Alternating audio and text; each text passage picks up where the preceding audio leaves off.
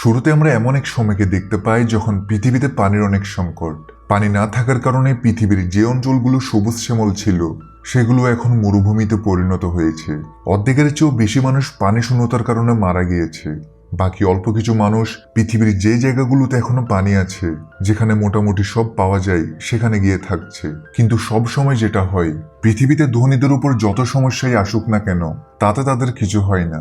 ঠিক এমনই কিছু এখানেও হচ্ছে। বড় বড় প্রাইভেট কোম্পানিরা মাটির একদম গভীর থেকে পানি তোলার জন্য বিভিন্ন জায়গায় পাওয়ারফুল মেশিন বসিয়ে দিয়েছে। কারণ এখনো কোথাও কোথাও এমন জায়গা আছে যেখানে মাটি থেকে পানি উত্তোলন করা যায়, আর সেখান থেকে যতটুকু পানি বের হয় সেগুলোকে তারা শহরে সাপ্লাই করে দেয়, যেখানে ধনীরা বসবাস করে। কিন্তু বেচারা গরিবরা গ্রামে বসবাস করতে বাধ্য। তাদের মধ্যে হোমস নামের একটা পরিবার আছে, যেখানের মধ্যে একজন পিতা নেস্ট, মা ক্যাথরিন, বড় মেয়ে ম্যারি আর ছোট ছেলে জেরম। অনেক কষ্ট করে এই পরিবার গ্রামে থেকে বসবাস করছে। নেস্টের অনেক বড় একটা জমি আছে, যেখানে তার পিতা চাষবাস করত। কিন্তু পানির অভাবের কারণে নেস্ট জমিটিতে কৃষিকাজ করতে পারছিল না।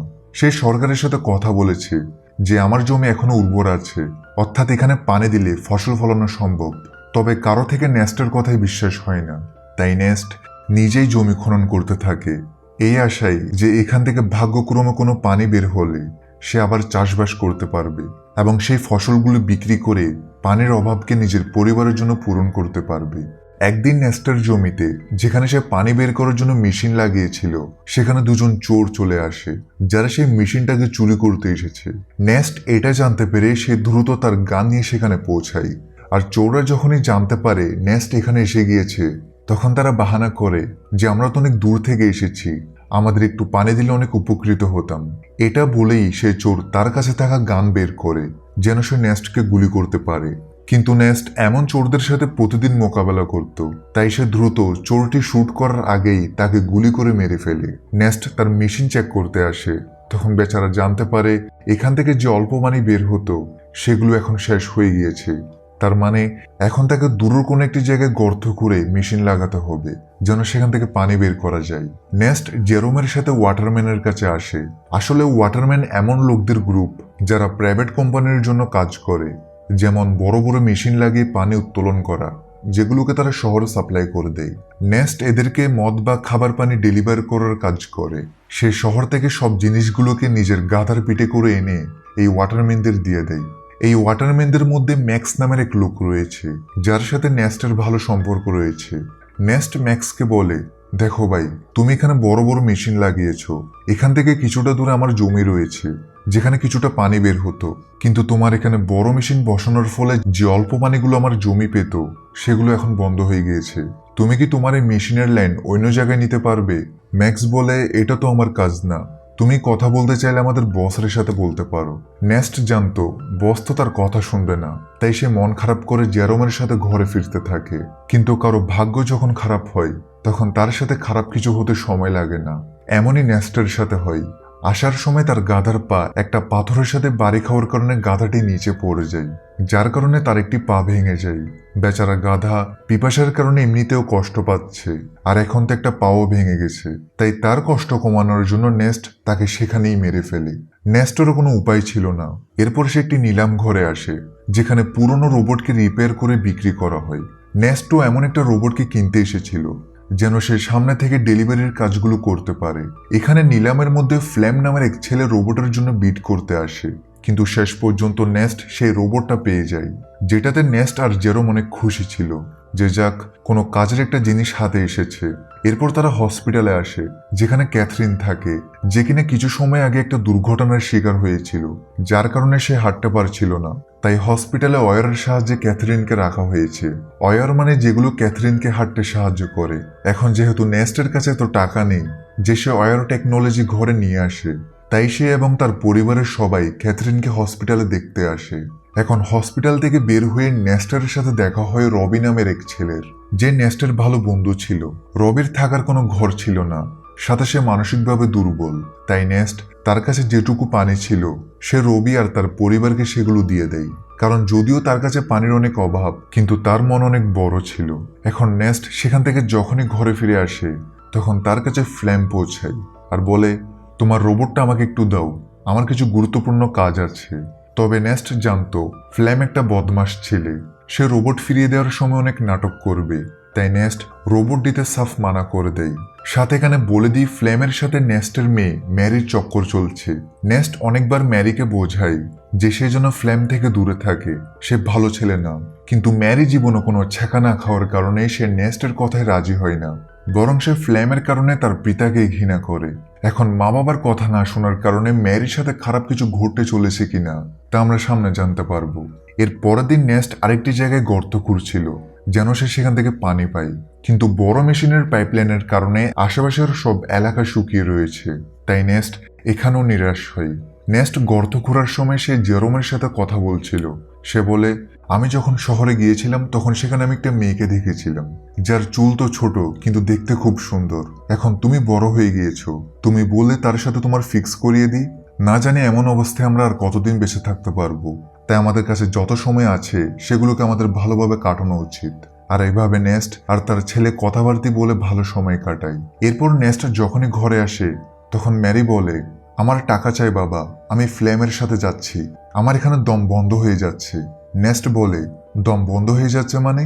আমি ছোটকাল থেকে তোমাকে লালন পালন করেছি, তোমাকে সব দেওয়ার চেষ্টা করেছি, তবুও তুমি এমন কথা বলছো। কিন্তু ম্যারি তো উপর থেকে জবাব দেয়। সে বলে, আমার এখানে বাস করছি না, বরং সার্ভাইভ করছি, আমি এমন জীবন চাই না।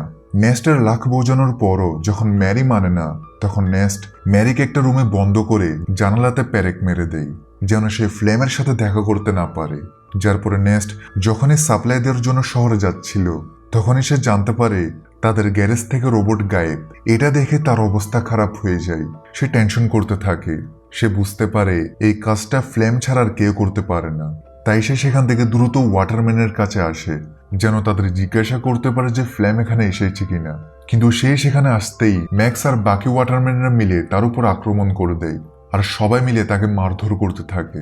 তাদের কথা অনুযায়ী তুমি আমাদের সাপ্লাই চুরি করেছো, যেটা আমাদের কষ্ট অর্জিত ছিল, সেটা হয়তো তুমি অন্য কোথাও বিক্রি করে দিয়েছো। নেস্ট বলে, আর এটা কি বলছো তুমি? আমি তো নিজে জিজ্ঞেস করতে এসেছি যে ফ্লেম আমার রোবট এখানে নিয়ে এসেছে কিনা, কিন্তু উল্টো তোমরা আমাকেই মারছো। নেস্ট বুঝতে পারে অবশ্যই ফ্লেম নেস্টের বদলে সাপ্লাই নিয়ে নিয়েছে, আর সেটা ওয়াটারম্যানদের দেওয়ার বদলে চুরি করে অন্য কোথাও নিয়ে গিয়েছে। তাই নেস্ট যেমনি করে ওয়াটারম্যানদের থেকে নিজেকে ছাড়িয়ে ফ্লেমকে খুঁজতে থাকে।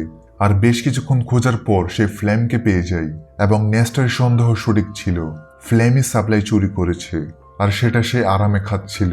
তাই নেস্ট গান পয়েন্ট করে ফ্লেমকে ভয় লাগায় আর তাকে ওয়াটারম্যানের কাছে নিয়ে যেতে থাকে, এটা বলার জন্য যে সাপ্লাই আমি নয় বরং ফ্লেম চুরি করেছে।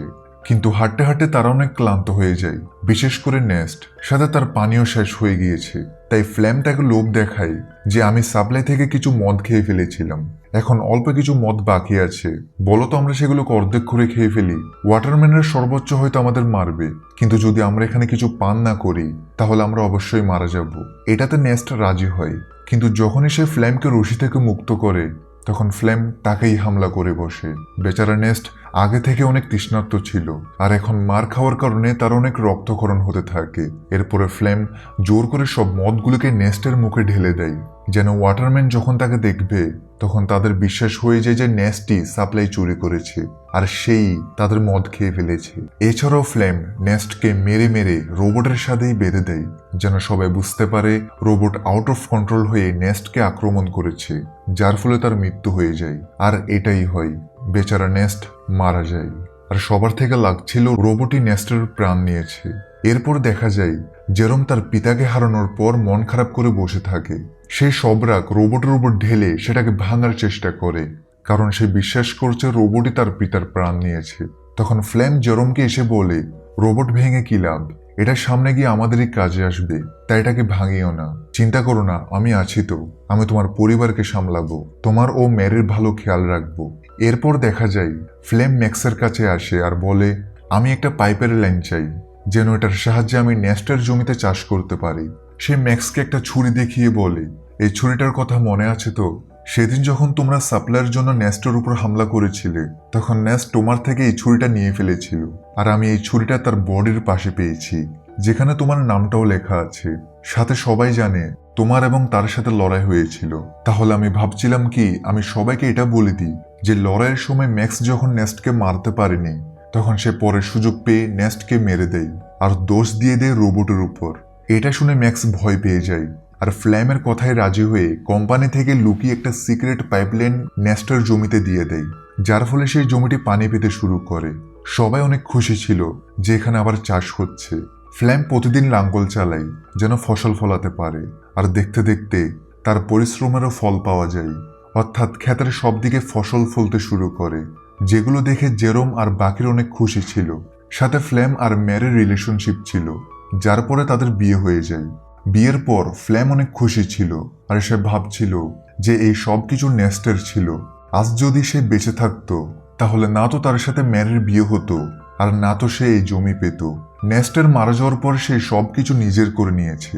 কিছুদিন পর দেখা যায় ব্যাংক থেকে কিছু কর্মচারী আসে, যাদের কথা শুনে ফ্ল্যামের পায়ের তলার মাটি সরে যায়। ব্যাংকের কর্মচারীরা বলে যে জমিতে তোমার ফসল ফলেছে সেই জমিটাকে নেস্ট বন্ধক রেখেছিল, সেটা তো তোমার না, তাই এই জমিটা ব্যাংকের হলো, আর এখানে যে ফসল ফলেছে সেটাও ব্যাংকের কাছে যাবে। ফ্ল্যাম বলে, না, এই কথাটা তোমাদের ফসল ফলার আগে বলা উচিত ছিল। তুমি যদি প্রথমে বলে দিতে তাহলে আমি আরেকটি জমি দেখে নিতাম। কিন্তু ব্যাংকের কর্মকর্তারা তার কথা শুনে না আর বলে, 1 সপ্তাহের ভেতর টাকা দিতে না পারলে এই জমিটাকে তুমি ভুলে যাও। এটা বলে তারা চলে যায়। ফ্ল্যাম অনেক চিন্তিত হয়ে পড়ে যে নেস্টো আমাকে বোকা বানিয়ে দিয়েছে, ভিখারি কোথাকার, জমিন পর্যন্ত বন্ধক রেখেছে, এখন টাকা কোথা থেকে আসবে। ফ্ল্যাম একটা পথ খুঁজে পায়, তা হচ্ছে তাদের রোবটকে বিক্রি করে দেওয়া, আর সে সেটাই করে।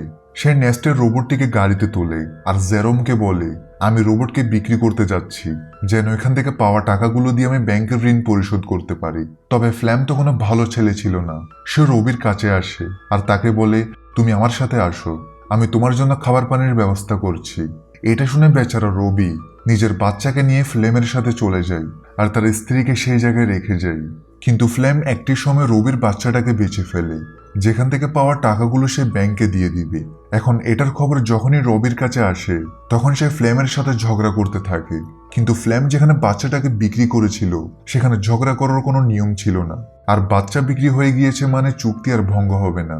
তাই সে খারাপ লোকরা রবিকে গুলি করে মেরে ফেলে। সাথে তারা ফ্ল্যামকেও গুলি করার চেষ্টা করে, কারণ তাদের তো এতক্ষণ মনে হয়েছিল ফ্ল্যাম রবির পারমিশন নিয়েই তার বাচ্চাকে বিক্রি করেছে। ফ্ল্যাম কোনো মতে দৌড়ে সেখান থেকে প্রাণ নিয়ে বেঁচে ফিরে, সাথে সে রোবটটাকে সেখানেই ফেলে আসে, কারণ তাকে জেরোমকে তো বলতে হবে যে টাকা বাচ্চাকে বেঁচে নয় বরং রোবটকে বেঁচে এসেছে। নেস্ট এমনিতে তো ম্যারিকে ফ্লেমের সাথে যেতে মানা করেনি। যাই হোক, এরপর দেখা যায় ব্যাংকের ঋণ পরিশোধ করার পর ফ্ল্যাম জমিটা আবার পেয়ে যায়। ওদিকে রোবটটি হেঁটে হেঁটে তার আসল মালিকের কাছে যেতে থাকে, কারণ যখন সে বদমাশরা ফ্ল্যামকে শুট করছিল তখন কিছু গুলি রোবটটি থেকেও লেগে যায়, যেটাতে রোবটের ডিফল্ট সেটিং অন হয়ে যায়। আর এই জন্যই সে তার অরিজিনাল অনারের কাছে যেতে থাকে, যে কিনা শহরে থাকে। অনারের নাম হচ্ছে ক্যালভিন। সে যখনই রোবটটিকে দেখে তখন সে অবাক হয়ে যায়, যেটি কার রোবট আবার ফিরে এসেছে। রোবটের গায়ে নেস্টের নাম লেখা ছিল, তাই ক্যালভিন রেডিওর সাহায্যে নেস্টের সাথে যোগাযোগ করার চেষ্টা করে যেন সে এখানে এসে নিজের রোবটকে নিয়ে যায়। কিন্তু জেরোম যখনই রেডিওকে অন করে তখন সে অবাক হয়ে যায় যে ফ্ল্যাম তো বলেছিল সে রোবটকে বিক্রি করে দিয়েছে, এখন এই ক্যালভিন নামের লোকটা বলছে রোবট তার কাছে। তাই সে ডিসাইড করে ক্যালভিন যখন রোবট ফিরিয়ে দিতে চায় তাহলে তো ভালো, জেরোম সেটা নিজে গিয়ে নিয়ে আসবে। সেদিন জেরোম রবির ওয়াইফকে দেখতে পাই, যে কিনা রবি ও তার বাচ্চা ফিরে না আসায় হতবাক হয়ে আছে। এখন সে একটা পুতুল নিয়ে তার বাচ্চা ফিরে আসার অপেক্ষা করছে। ফ্ল্যাম এসে তাকে সেখান থেকে নিয়ে যায়। এই জিনিসটা দেখে জেরোমের সন্দেহ হয় কিছু একটা তো হয়েছে যেটা ফ্ল্যাম লুকাচ্ছে। যাই হোক, এর পরের দিন সে শহরে যাওয়ার উদ্দেশ্যে বেরিয়ে পড়ে। তবে শহরের বর্ডারে তার বয়স 18 বছরের নিচে হওয়ার কারণে গার্ডরা তাকে শহরে যেতে দেয় না। তখনই সেখানে একটা মেয়ে আসে যার নাম আনা, যে কিনা এখানে গোপনে মানুষদের পাচার করার কাজ করছে। তাই সে জেরোমকে বলে, আমার সাথে চলো, আমি তোমাকে শহরে পাঠাতে পারবো, সেটাও কম টাকায়। জেরোম যখনই আনাকে দেখে তখন সে অবাক হয়ে যায়, কারণ আনা হুবহু সেই রকম যেমনটা নেস্ট তাকে সেই ছোট চুলওয়ালা মেয়েটির ব্যাপারে বলেছিল, অর্থাৎ এটাই সেই মেয়ে। জেরোম তাকে নেস্টের ব্যাপারে জিজ্ঞেস করে, কিন্তু আনা তো নেস্টকে চিনে না, তাই জেরোম আর কিছু বলে না। এরপর আনা জেরমকে শহরের দিকে যাওয়া মালবাহী গাড়িতে লুকিয়ে বসিয়ে দেয়, যেটার সাহায্যে জেরম অবশেষে শহরে পৌঁছে যায়। এখন শহরে আসার পর সে ক্যালভিনের সাথে দেখা করে, যে কিনা তাকে তার রোবট ফিরিয়ে দেয়। রোবটের গায়ে যে গুলিগুলো লেগেছিল সেটাও ক্যালভিন রিপেয়ার করে ফেলেছে, সাথে সে রোবটের সেটিং ঠিক করে দিয়েছে। কিন্তু জেরম যখনই রোবটকে মন দিয়ে দেখে তখন সে জানতে পারে এটাতে ক্যামেরা আছে, যেটা লেজার লাইটের মতো ভিডিও রেকর্ড করে। ভিডিওগুলো তেমন পরিষ্কার তো না, কিন্তু এটুকু পরিষ্কার ছিল যে সেটাকে দেখা যায়। তখন সেই ভিডিওগুলোতে জেরম তার পিতা নেস্টের সাথে কাটানো মুহূর্তগুলো দেখতে থাকে। এই ভিডিওগুলোতে সেই ভিডিওটাও ছিল যখন ফ্লেম নেস্টকে মেরেছিল, যার পরে সে রোবটের সাথে তাকে বেঁধে দেয়। এখন এগুলো দেখে জেরম প্রচন্ড অবাক হয়ে যায়। সে সত্যিটা জানতে পেরেছে যে তার পিতা কোনো অ্যাক্সিডেন্টে মারা যায়নি। জেরম রোবটটাকে ঘরে নিয়ে আসে, কিন্তু ঘরে আসতেই সে ফ্লেমকে এটা বলে না যে সে সত্যিটা জেনে গিয়েছে, কারণ ম্যারি যদি জানতে পারে এসব কিছু ফ্লেম করেছিল তাহলে সে এগুলো সহ্য করতে পারবে না। এর উপরে সে প্রেগনেন্ট, তাই জেরম একটা প্ল্যান করে আর ফ্লেমকে বলে, আমি শুনেছি রবি তোমাকে ডাকছে। এটা শুনে ফ্লেম টেনশন করে যে রবি তো মারা গিয়েছে, এখন এটা কোন রবি ডাকছে। তাই সে জেরমকে বলে হতে পারে সেটা অন্য কেউ। এখন প্ল্যান ফেল হতে দেখে জেরম একটা লেটার লিখে ফ্লেমকে পাঠায়, যেন এটা পড়ে ফ্লেম থেকে মনে হয় এটা রবি পাঠিয়েছে। ফ্লেম দেখে রবি তাকে সেই জায়গাটায় আসতে বলছে যেখানে নেস্ট মারা গিয়েছে। ফ্লেম বুঝতে পারে কিছু তো গন্ডগোল আছে, আমার থেকে সেখানে গিয়ে দেখতে হবে। তাই সে সেই জায়গাটাই যায় যেখানে সে নেস্টকে মেরেছিল। কিন্তু একটি সময় সে ভুলে গর্তে পড়ে যায়, যেখানে পড়ে যেতেই তার পা ভেঙে যায়। সে সাহায্য চাইতে থাকে, তখনই তার সামনে জেরম আসে, যার হাতে ছিল একটি গান। তাকে তোর আগে দেখে ফ্লেম বুঝতে পারে জেরম সবকিছু জেনে গিয়েছে, আর এই সব কিছু জেরোমের প্ল্যান ছিল। ফ্লেম তাকে বলে, দেখো যা হয়েছে আমি তার জন্য দুঃখিত, কিন্তু দেখো আমি ম্যারি আর তোমার কত খেয়াল রেখেছি। যদি আমার কিছু হয়ে যায় তাহলে ম্যারি এগুলো সহ্য করতে পারবে না, তাই আমাকে যেতে দাও। কিন্তু জেরোম তার কথা শোনে না আর সোজা তাকে গুলি করে মেরে ফেলে। এরপর দেখা যায় সে রোবটটির মেমোরি রিসেট করে দেয়, যেন ম্যারি এ ব্যাপারে কোনোদিনও জানতে না পারে। সে চায় না ম্যারি সত্যিটা জানো। কিছুদিন চলে যাওয়ার পর যখন ফ্লেম ঘরে আসে না, তখন ম্যারি অনেক টেনশন করতে থাকে।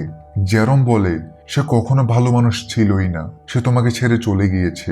এটা শুনে ম্যারি অনেক দুঃখী হয় আর নিজের মন থেকে ফ্লেমের জন্য ভালোবাসা বের করে দেয় এবং উল্টো তাকে ঘৃণা করা শুরু করে। জেরম খুব ঠান্ডা মাথায় তার বদলা নিয়েছে। এরপর থেকে জেরম আর ম্যারি ঘর চালানো শুরু করে। এখন তো তাদের কাছে জমিও আছে, যেটাতে চাষ হওয়া ফসল বিক্রি করে তারা তাদের মাকে ঘরে নিয়ে আসবে। আর এই মিক্স ফিলিং এর সাথে এই মুভি এখানেই শেষ হয়। ভিডিও ভালো লাগলে লাইক করে দাও, আর চ্যানেলকে সাবস্ক্রাইব করে না থাকলে সাবস্ক্রাইব করে বেল আইকন অল করে রেখো। দেখা হচ্ছে নতুন কোনো ভিডিওতে। সবাই ভালো থাকো, সুস্থ থাকো।